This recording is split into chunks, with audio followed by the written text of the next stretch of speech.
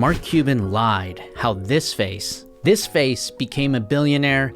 It's all a lie. Maybe this guy started everything and Mark Cuban screwed him over harder than anyone's been screwed in the history of tech, and I'll prove it. What I found is shocking. All the streaming, everything YouTube does, Yeah. we started that. You started that. It was called Audionet, and we started in 1995. We started streaming? Don't be so modest, Mark Cuban. Who was the real tech genius who single-handedly invented streaming? How much technical savvy was required? How much did you understand, could do yourself? I did all the technology, and then we hired engineer after engineer after engineer to implement it.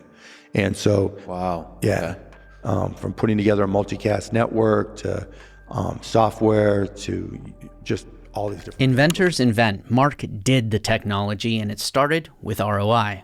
ROI. ROI. You know what that stands for? Return on investment. Nope. Radio on Internet. Radio on Internet. ROI. That was a charming fictional moron named Russ Hanneman who invented radio on the Internet. He'll give us insight into the real Mark Cuban. Here's the real Mark Cuban's story of how he invented ROI. I'm not saying the story's real, but Mark Cuban has told this story, repeated it, some version of it for decades. Then one of my buddies from college, Todd Wagner, sat down with me, and this was in 1995. He was like, you know, there's this whole new thing called the Internet. There's got to be a way we can use this to listen to Indiana basketball. We set up this website called Audionet, and the next thing you know, video comes along and we turned it into a company called broadcast.com. And so we started what turned out to be the very first streaming company. No, you didn't. That was Mark's story until 2012 when Chris Jaeb did an extremely rare interview. We'll talk about how Mark Cuban came into the story, but I'm wondering are you ever resentful that people say that Mark Cuban is the founder and completely write you out of the story? Yeah, of course, there's a little bit of that. It's hard not to, because of the way it sort of ended up, in it being promoted in the media, and because of the way he positioned the story. That was Cameron Chris Jaeb. He started Cameron Audio Networks in 1989. He was the original founder of what would become Audionet and then broadcast.com, but his name wasn't on all the press releases, news articles, videos, documentaries, incredible Silicon Valley shows. This smile got all the recognition. Watch. Of course not. But I do it anyway, because I want it. You're putting your entire future in the hands of the man who put radio on the Internet. I can only assume that he mentioned that to you. It may have come up. Oh, this guy? That's the guy? Yeah, that's the guy. Does he actually smile like that with his upper and lower teeth at the same time? The guy is a joke. How does he even do that? He's a boorish, pompous, womanizing douchebag. Chris's name wasn't even on the Wikipedia page as a founder until that 2012 interview, until after it. Chris started with broadcasting sports events inside stadiums with these radio pager things, but says, what about outside of stadiums? He started working on maybe the first satellite radio company, but the internet gets fast in 1994. Real fast, a whole 28.8 kilobytes home modem fast. That's like 0.028 of a megabyte fast. Okay, that's stupid slow. Co-founder Todd Wagner, Mark's lawyer, introduces Chris to Mark in late 1994 and within 10 minutes of me giving him this pitch that I'd given 100 times, Mark said, I'm in, I'll do it. And at that point, he gave me a check for $10,000 and said, and on the bottom of that check, it said 2% of the company. And at the time, I really didn't think anything of it, so I took the check. Classic Mark. He's the only one on earth with this genius ability. I guess the other thing is, like you see on Shark Tank, I can look at any business. I don't care what it is. And in 10 seconds, I know all about the business. And so... Right. He must be a billionaire from Shark Tank alone. No? Are you up all time on Shark Tank investments? Nah, not... Am I up financially? Yeah. Oh, no, I've gotten beat. Really? A couple. No. Well, as Russ Hanneman says, it's not always about the money. You know, one of the things being in the 3 Comma Club has taught me, Richard, is it's not always about money. Sometimes it's about wisdom. Did I lose a B? Close to it. But I bet I gained 2B in wisdom. So you lost it all? One of them worked. One? 1 out of 36? Well, Mark Cuban got this one right. 2, actually. Mark Cuban had a successful computer integration business that he sold to CompuServe before this. He's not an idiot, not a complete idiot.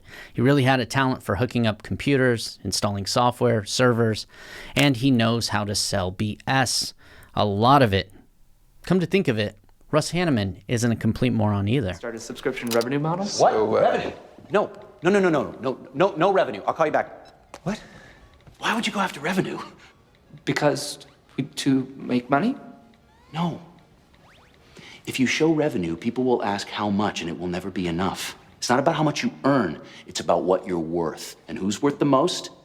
Companies that lose money. Probably a coincidence. Anyway, when Broadcast.com sold to Yahoo for about $5.7 billion, they were making negative $16 million on sales of $22 million. Yes, you do the math. Companies that are worth the most lose money. Chris needed more money to lose fast. This was the dot-com boom era. He asked for $1 million from Mark, but Mark only gave him that check for $10K. But remember, at the bottom, it said for 2% of the company. This became a giant problem. Mark wanted his investment non-dilutable. Why? Things will come back, so we try to be protective in the contract so that you can't just immediately raise money 2 days later. You can't immediately dilute us in other ways, and just, Now, non-dilutable is smart. Otherwise, an evil investor can just issue new shares of stock and dilute your shares and screw you out of your own company. It's how Mark Zuckerberg screwed over his co-founder, Eduardo Saverin. All you need to do is pump out more shares for yourself and dilute the other founder's shares. Mark! Easy. He's wired in. Sorry? He's wired in. Is he? Yes. You issued 24 million new shares of stock. You were told that if new investors How came much along... were your shares diluted? How much were his? But Chris says, hold on, hey, This non-dilutable doesn't make sense. It's not fair to all the other investors. Mark, it's not really fair if I make your shares non-dilutable because my family has been investing in this for 5 years and all their shares are dilutable. They argue about it for a few months, and then Real Audio Player comes out, and Mark says, what? Mark said, Chris, I really don't need you. You really don't have that much to add. I can pretty much do or get people to do what you're doing. So I was a little bummed, to say the least. But then Mark says, hey, wait, hold on, just kidding. I actually do need you. Chris had been calling 80 to 100 broadcasters per day from all over the country acquiring streaming rights. Plus, when guys named Mark steal companies, founders sue. And I'll bet what you hated the most is that they identified me as a co-founder of Facebook, which I am. You better lawyer up, asshole, because I'm not coming back for 30%. I'm coming back for everything. So Mark Cuban has a better idea. What if I just bought your company? It's not for sale. Yes, it is. Go to hell. Hey. I'll call you, Turtle. Thank you, Mark, for that reenactment of investing in a company and then taking it over in a hostile manner. Very believable. The douchebaggery, on point. So Todd, the co-founder lawyer, makes the offer. Chris would receive a paycheck for only $2,500 a month to train the team, the new team, a couple days a week to acquire more broadcasting licenses. Remember, he built relationships by attaining broadcasting rights over the last 5 years. And Chris would get to keep just a fraction of his own company. Chris, was that easy? It was hard to take 10% of a company that I developed 100% from scratch. Cuban became the driving force of Audionet. Mark overall really wanted to see it as his company. See, Chris initially went to Mark for funds to build the software that would become Real Audio Player. Well, Chris claims that Real Audio Player launched, and once that happened, all Mark needed was to acquire content, transfer it to a computer, slap it on a website, and people could click to stream with Real Audio Player. That wasn't Mark's story. Who's lying? Mark? Did streaming technology such as Real Audio Player exist? But was it technology even there? No, it wasn't at that point, but I figured I could figure it out. Mm-hmm. And there were ways using WAV files and stuff that you could transmit audio. That had been done for a long time. But actually streaming it over the internet in a more efficient manner, that hadn't been done. So I set up a website, and we called it Audionet, and then we went to a local radio station here in Dallas, KLIF. Well, you heard him. The technology wasn't there because Mark claims he did the technology. But Here's the truth. Real Networks was founded by an ex-Microsoft executive named Rob Glasser in February of 1994. In November of 1994, he filed the patent for streaming, for click-to-stream technology. 1994 streaming patent. Hold on, Mark. What do you think about streaming patents? So we're violating their patent. At some point, patents are important for innovation, right? No. I mean, what, you blow up the whole patent system? Yeah, absolutely. You don't need it? Don't need it. It wasn't necessary for broadcast.com? No. I mean, look, if patent litigation, Oh, Mark Cuban, streaming patents would have only been necessary for broadcast.com if you invented streaming. Joking. Mark once explained that even though he was always having to invent new ways of streaming audio and video, he didn't get patents because he thinks they inhibit technology. He's so humble. Real Networks eventually got their patent for actually inventing streaming technology, and on April 3rd of 1995, Real Audio Player was released, a revolutionary free streaming audio player that would be used by more than 85% of streamed content on the internet. Mark, what was the date on the first radio recording you used for streaming? Not the live streaming, but your prototype test. using these exact There they are. these exact tapes, right? August 10th. KLIF. Exhibit A, August 10th, 1995. What a coincidence that the first free streaming audio player was released on April 3rd of 1995. And then 4 months later, Mark Cuban was also inventing streaming first. Remember, Mark, you told us streaming didn't exist. Streaming technology didn't exist yet. But here's the thing. Domain registration records show Audionet.com wasn't even registered until August 13, 1995.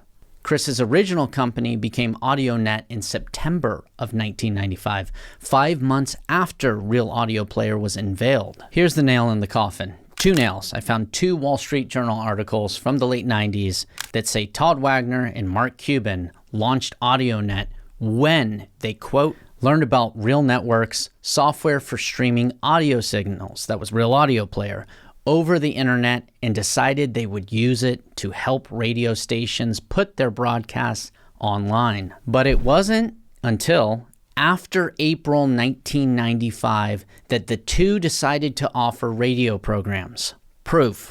The founder name you don't see here or anywhere else is Chris Jaeb. After his 2012 interview, Bloomberg did a Mark Cuban documentary. And while Cuban won't acknowledge Chris as a founder, when pressed, co-founder lawyer Todd Wagner acknowledges Chris in the weirdest lawyerly way possible. But co-founder Todd Wagner does acknowledge Jaeb's participation. He was there for a very brief period of time, and then he went on to the next thing. He owned a slug of equity and did just fine. Audionet did better than just fine. Translation, we screwed him. Chris signed that 10% deal, hardly a slug of equity, but he made a grave mistake. His shares were dilutable. And what do marks do to founders who have shares that are dilutable? What was Mr. Zuckerberg's ownership share diluted down to? It wasn't. What was Peter Thiel's ownership share diluted down to? It wasn't. And what was your ownership share diluted down to? 0.03%. Marks dilute hard. When Broadcast.com sold to Yahoo in 1999 for $5.7 billion, Chris's 10% shares were worth less than 1% of the company. Mark still made about $2 billion, but Chris would never make it to the 3 Comma Club. I like this painting. Is it sperm? No, 3 commas. Know what has 3 commas in it, Richard? A sentence with 2 appositive phrases in it? No, $1 billion. Yeah, I'm in the 3 Comma Club. You know, you play your cards right, you could be in the 3 Comma Club too, but probably not. But you could be, but probably not. Chris had less than 1%, but that's still around $50 million, and his whole family that invested in him, they all became millionaires too. Chris is grateful. I personally would have been the most bitter millionaire on earth, but Chris was grateful that Mark took his company to the 3 Comma Club. Mark overall really wanted to see it as his company. He had made it, gone from really an idea to reality. He never really wanted to acknowledge me as a founder. But he now gives Chris Jaeb full credit for the idea. Listen. So we would get together and he's like, look, he's got this other guy he knows who's doing this thing with pagers to try to get sports audio transmitted to pagers. And I'm like, no, that's crazy. And I'm like, look, there's got to be a way, this new internet, and I've been playing with the internet. I'm like, there's got to be a way that I can figure out how to, transmit audio and eventually video over the internet so that we can solve that problem. Oh, wait, that's right, no. Mark gives him zero credit. Chris was just some guy now with a crazy, stupid idea. And Chris may have started with radio pagers, but he was way, way, way past that point in '94 before he even met Mark Cuban. In Chris's 2012 interview, Andrew, the interviewer, provides proof to Chris that Chris was looking for an internet partner for ROI, radio on internet, on a public forum in June of 1994. Or America Online. Our company has developed a really kick-ass premium service, and we're looking to partner in online services. Remember when you can go to news groups and put messages like this up? That is interesting. I do remember that kind of stuff going on. Basically, I was just reaching out to anybody that had a network to figure out a way to grow the vision that we had. This was probably before I even met Mark, I would guess. Wait, what was the date on that? June 6, 94. Yeah, that would have been about 3 or 4 months before we even met. So I was just... Chris doesn't care. He just laughs and is like, oh, yeah, I guess that's proof I was looking to invent radio on internet before I even met Mark Cuban. That's funny because everyone thinks Mark Cuban is the genius who invented radio on internet. Mark Cuban needed the recognition. He needed 3 commas. And he remembers exactly how it happened. I remember the second I became a billionaire. I was naked, sitting right there, just clicking and refreshing, watching my stock rise. And when it happened, I popped the rod so fast, I went blind for a full minute, nutted all over those cushions. I was the king. Sorry, that was Russ Hanneman again. I don't even know if he's supposed to be Mark Cuban. Here's Mark Cuban's real story.